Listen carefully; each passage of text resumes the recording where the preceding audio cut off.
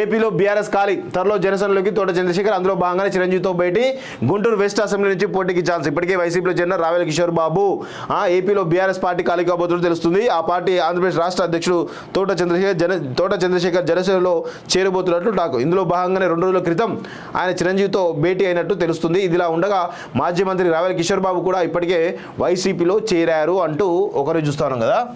చూడండి, అసలు ఏపీలో బీఆర్ఎస్ ఉంటే కదా ఫస్ట్ ఆఫ్ ఆల్ ఏదో ఆఫీస్ ఓపెన్ చేసిండు, ఏదో కొన్ని రోజులు ఒక 2-3 రోజులు హడావిడి చేసిండు, కానీ అసలు ఏం లేదు. ఆయన మియాపూర్ భూములను కాపాడుకోవడానికి తప్ప వేరే ఏదీ లేదు. వాస్తవంగా చెప్పాలంటే మియాపూర్లో కొన్ని 100 ఎకరాల భూములు ఉన్నాయి, అవి కాపాడుకోవడానికి ఆయన బీఆర్ఎస్లో చేరి ఏపీ శాఖ తీసుకోవడం జరిగింది, అంతే తప్ప వేరే ఏదీ లేదు అక్కడ వాస్తవం చెప్పాలంటే.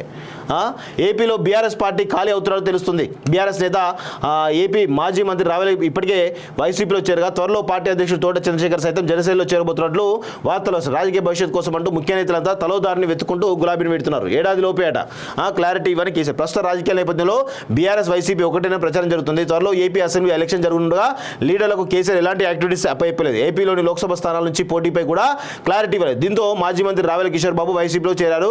పత్తిపాటి నుంచి పోటీ చేయాలని ఆయన భావిస్తున్నారు. ఇప్పుడు ఏపీ బీఆర్ఎస్ అధ్యక్షుడు తోట చంద్రశేఖర్ సైతం జనసేన పార్టీలో చేరేందుకు సిద్ధమవుతున్నట్లు విశ్వసనీయ సమాచారం.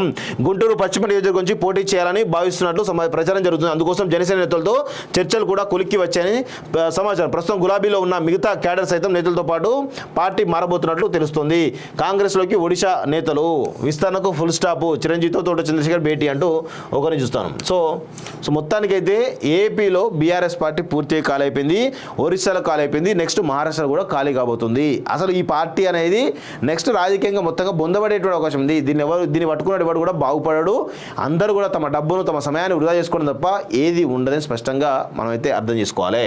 సో ఇది ఏపీలో బీఆర్ఎస్ సంబంధించినటువంటి న్యూస్.